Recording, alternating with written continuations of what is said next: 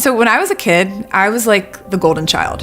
I was the kid that followed all the rules. I was really focused on getting good grades, on impressing my teachers, on doing all of the things that were expected of me. And interestingly, I'm the daughter of two entrepreneurs. So both my parents are entrepreneurs. So I come from this place of a lot of hustle and figure it out and, be independent and you can do it. So I kind of came from this place of, being wired to succeed and being wired to get ahead and being wired to make an impact, because that's the model that I had of what work looked like. And so I took that success in school and I transferred that right into my career. And so I got all sorts of accolades and awards and recognition and different things that really validated the work that I was doing. And so I just kept looking for the next thing and going after the next opportunity and the next stage and all of these things that I thought were going to make me feel successful and happy. So in the midst of my striving and pushing and proving and performing and achieving, I completely burned out. So it started with the dream that I was drowning, which was pretty indicative that my life was about to go in shambles. And I just got to a point where I lost my voice. I ended up being diagnosed with an acute form of mono that knocked me out for several months. And it gave me this opportunity to really pause and to recognize that I was actually not successful. If I was honest, I was not successful really in any area of my life. I had gotten to the point where my health was suffering physically, my relationships were suffering, my husband got the absolute worst of me. Any relationship I had in my life was just not a priority. And so I got to this point where I was feeling really empty. I was very validated on the surface, but deep inside, I was not happy. I was not content. I was not fulfilled, and I was still searching for something.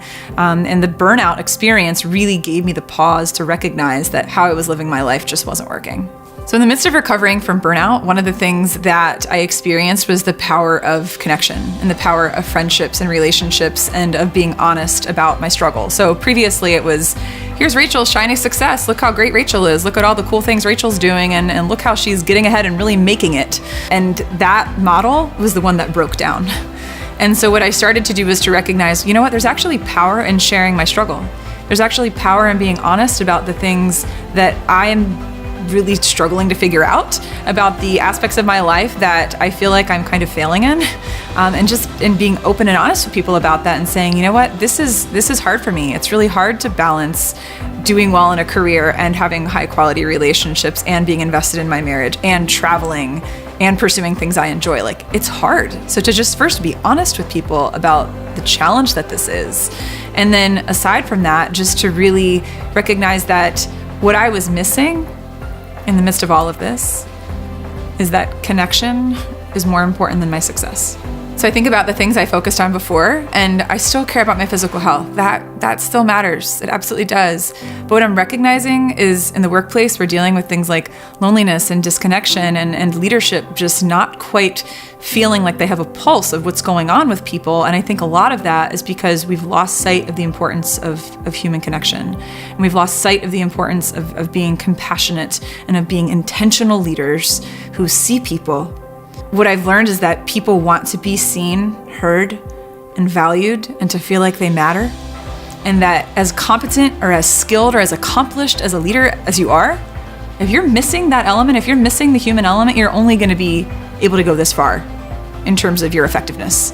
And so my focus now is on how can I work with leaders?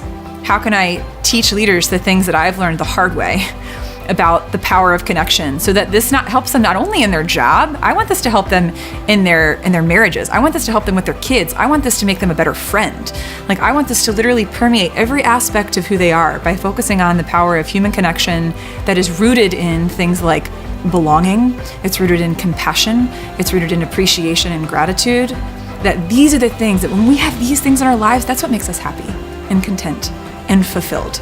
These are the things we look back on our life and say, I lived a good life because I lived a connected life. And so that is what I want to bring into people, is to remind them of their humanity, to remind them of the importance of noticing people and of being present and of being an intentional leader who is focused on connection above all else.